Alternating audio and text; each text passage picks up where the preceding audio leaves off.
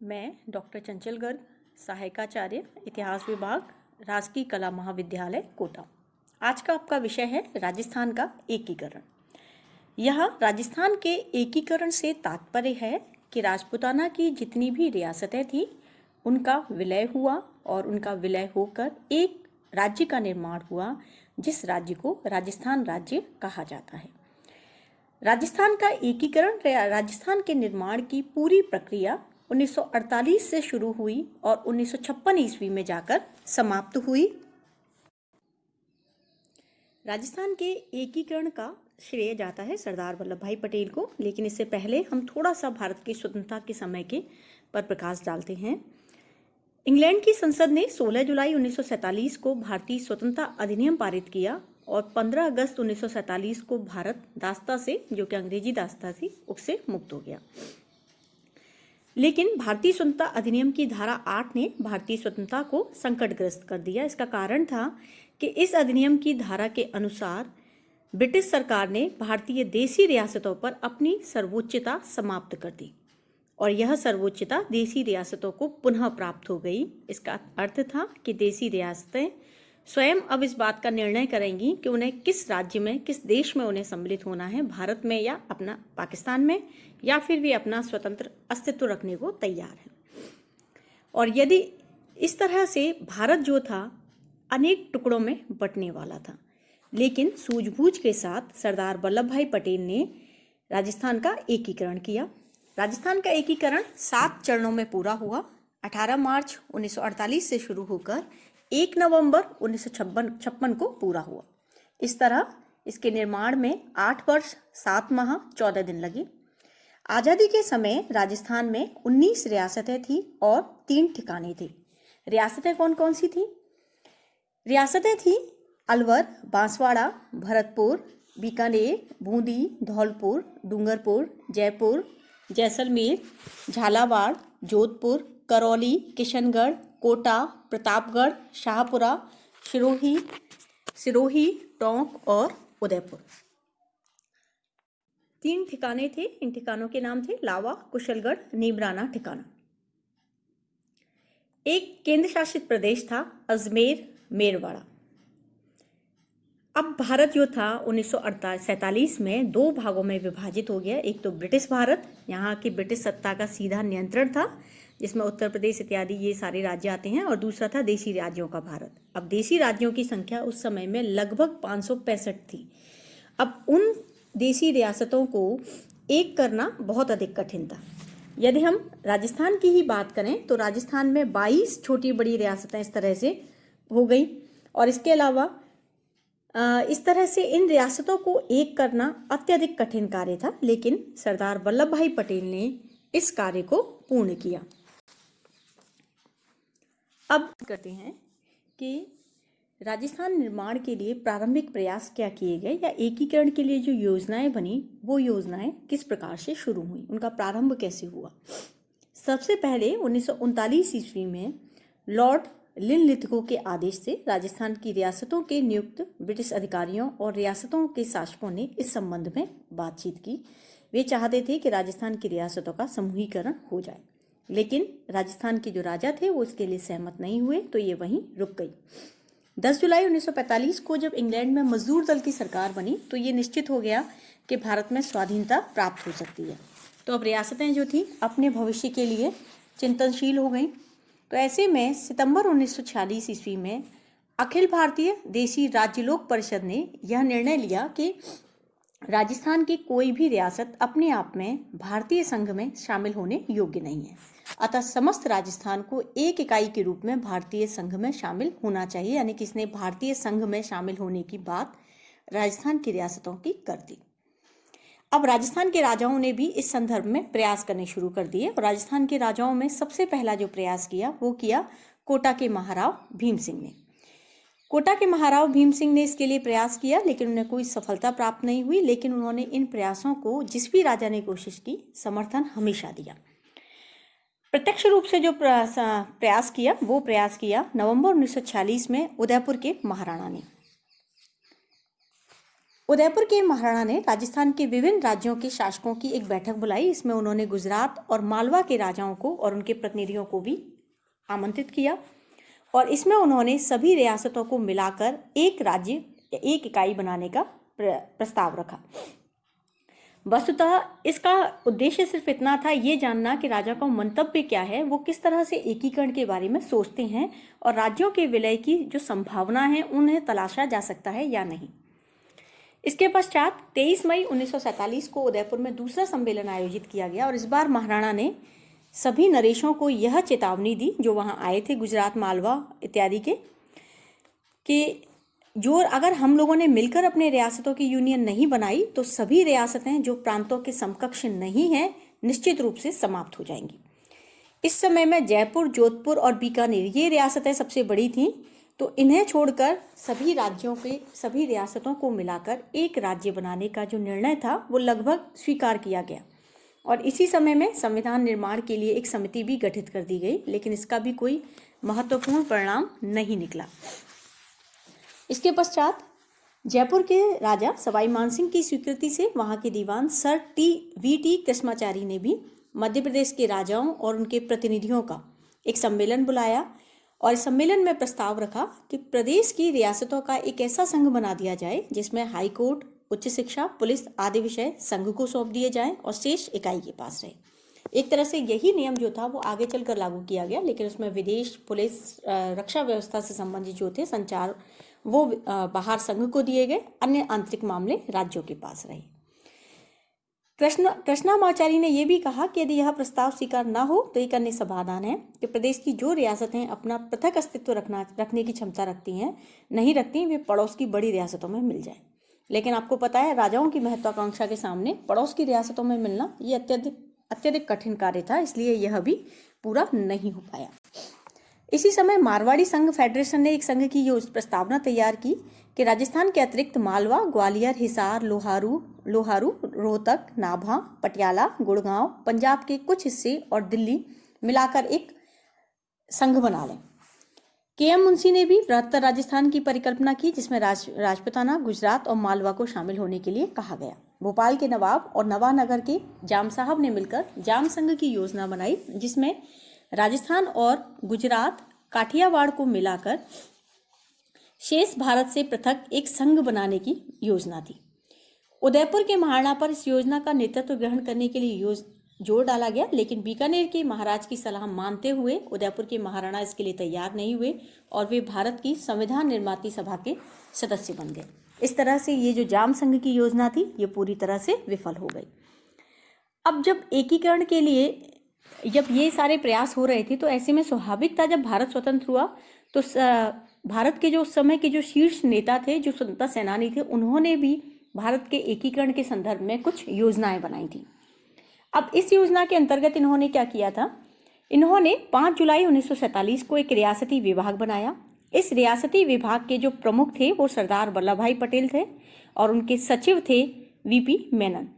ये कहा जाए कि वीपी मेनन और सरदार वल्लभ भाई पटेल इन दोनों का ही प्रमुख रूप से हाथ था राजस्थान और भारत के एकीकरण में, तो यह गलत नहीं होगा।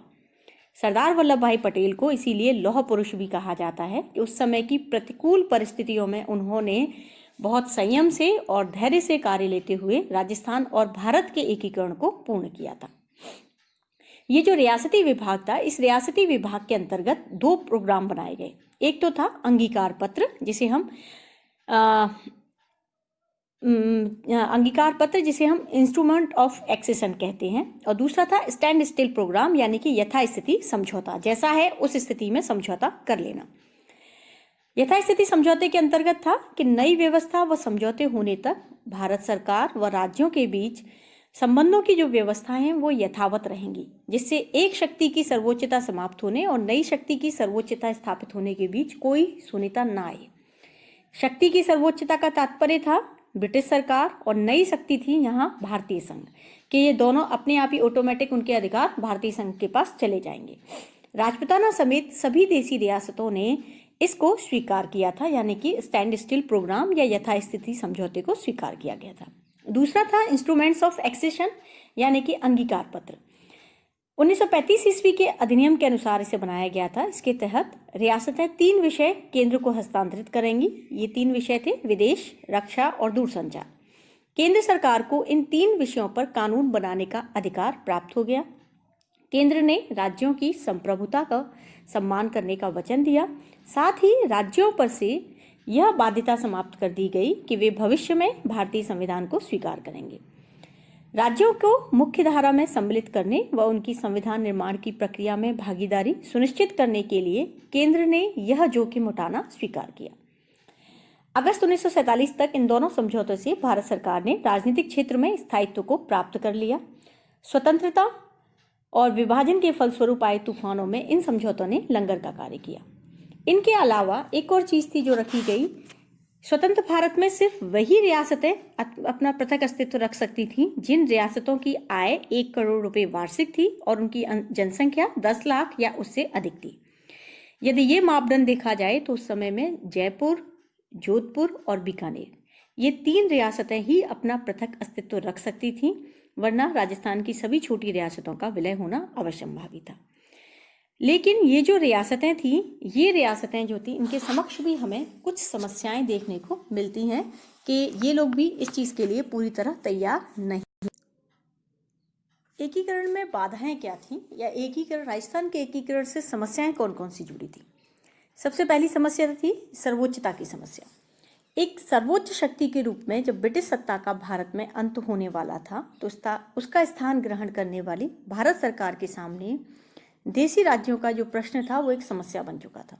इन राज्यों का तर्क था कि वे सदा से ही सार्वभौम शक्तियां हैं क्योंकि उनकी संधियां सीधे ब्रिटिश सम्राट के साथ हैं, अतः उनकी यह संवैधानिक स्थिति उनकी इच्छा के विरुद्ध किसी भी अन्य सत्ता को हस्तांतरित नहीं की जा सकती है।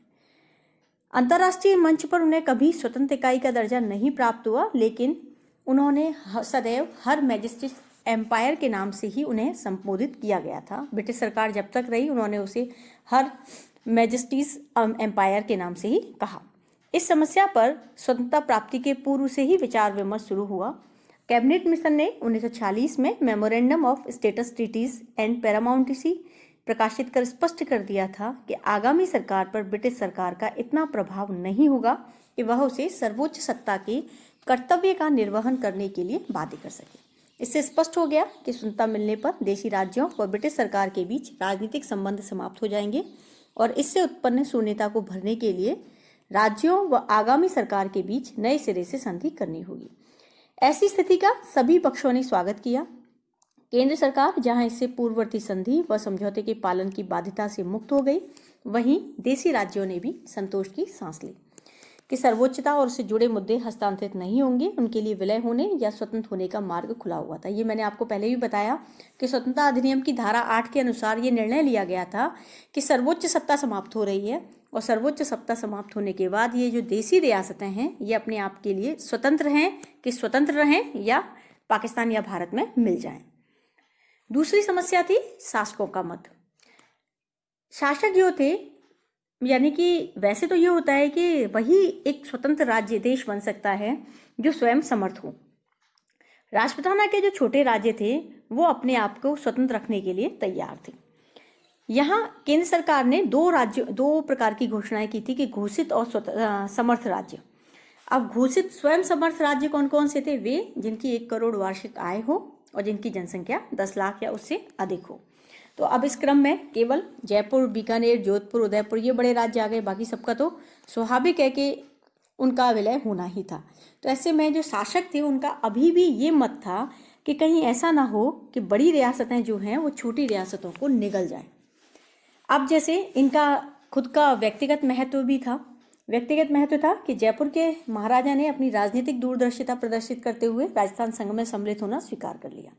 बीकानेर चूंकि पाकिस्तान की सीमा से लगा हुआ था, इसका सामरिक महत्व था, तो यहाँ के राजा ने हालांकि संविधान निर्माती सभा में सक्रिय भागीदारी का निश्चय किया, लेकिन फिर भी इसे लालच प्राप्त हुआ। इसे भी लालच दिया गया कि वो पाकिस्तान में सम्मिलित हो जाए। जोधपुर भी पाकिस्तान की सीमा से जुड़ा हुआ था। जिन्ना ने जोधपुर के महाराजा को आकर्षक प्रलोभन दिए, लेकिन और ये भी कहा कि थार पार कर उमरकोट क्षेत्र का राजस्थानी बहुल इलाका और 30 मील का मारवाड़ सिंध रेलवे लाइन क्षेत्र जोधपुर को दिया जाएगा। लेकिन जोधपुर राज्य में ही एक वर्ग इसका विरोध कर रहा था और सरदार वल्लभ भाई पटेल की कूटनीति थी कि उन्होंने जोधपुर के राजा को दिल्ली बुला लिया और इस तरह से उसे राजस्थान में मिलने के लिए राजी कर लिया। इसके अलावा उदयपुर के जो राजा थे, भोपाल के नवाब और नवानगर के जाम साहब के साथ जाम संघ का उन्हें प्रस्ताव मिला, ये भी आपको अभी बताया गया था, लेकिन उन्होंने जाम संघ के अध्यक्ष होने के प्रस्ताव को स्वीकार नहीं किया और उन्होंने संविधान निर्मात्री सभा में सम्मिलित होना स्वीकार किया। इस तरह से राजाओं को लालच भी दिए जा रहे थे। राजाओं का स्वयं अपना मत भी था कि वे अपने आप को स्वतंत्र बनाए रखना चाहते थे। तो इन सब कारणों से भी, इसके अलावा जैसे मेवाड़ का महाराणा था, वो छोटी रियासतों को मिलाकर एक बृहत्तर मेवाड़ का निर्माण करना चाहते थे। इसके अलावा करौली, अलवर, इनको वो जयपुर के राजा इनमें जयपुर में मिलाना चाहते थे। कोटा का महाराव भीम सिंह कोटा, बूंदी, झालावाड़ इन्हें मिलाकर एक संयुक्त संघ बनाना चाहते थे। डूंगरपुर का महारावल लक्ष्मण सिंह डूंगरपुर, बांसवाड़ा, कुशलगढ़, प्रतापगढ़ को मिलाकर एक अलग इकाई बनाना चाहता था। इस तरह से राजाओं के जो मत थे वो सबके अलग अलग थे, लेकिन उन मतों को एक करने का श्रेय गया सरदार वल्लभ भाई पटेल को। सामंती वर्ग का विरोध अलग था। इस समय सामंती वर्ग अपने विशेषाधिकारों और आने वाली स्थितियों के प्रति सजग हो रहा था।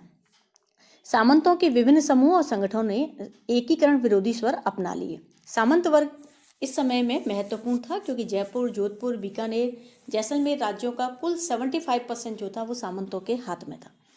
अब ऐसे में इन सामंतों का भी विरोध होने की संभावना थी क्योंकि राजाओं को तो अधिकार मिल जाने थे, क्योंकि राजाओं को तो विशेष स्थिति का दर्जा बाद में भी प्राप्त हुआ, लेकिन सामंतों के लिए ये समस्या थी कि उन्हें अभी जो विशेषाधिकार प्राप्त हैं उन विशेषाधिकारों का एकीकरण में क्या होगा। क्षत्रिय परिषद ने अपने जोधपुर अधिवेशन में जोधपुर के विलय के विरोध में जनमत तैयार किया। पाली, फलौदी, मेड़ता, सोजत आदि स्थानों पर कांग्रेस विरोधी सामंती प्रथा के समर्थन में नारे लगाए गए। धौलपुर के राणा के साथ कई जागीरदारों ने कांग्रेस के विरुद्ध मोर्चा स्थापित करने का प्रयास किया। कुछ जागीरदारों ने रियासती विभाग को प्रशासन में अधिकार देने के लिए ज्ञापन प्रस्तुत किए। इसके अलावा कुछ अन्य प्रतिक्रियाएं भी हुई। किसान सभा व मेवाड़ के भीलों के संयुक्त तत्वाधान में उदयपुर के गुलाब बाग में एक सभा आयोजित की गई और उदयपुर के राजस्थान में विलय के विचार का विरोध किया गया। भरतपुर में जाटों ने किसान सभा के तत्वाधान में सभा आयोजित कर भरतपुर की वस्तु स्थिति बनाए रखने की मांग रखी और उनका किसी भी अन्य राज्य में विलय का विरोध किया। इस तरह से भारत में हम यह देखते हैं कि लगातार विरोध हो रहे थे।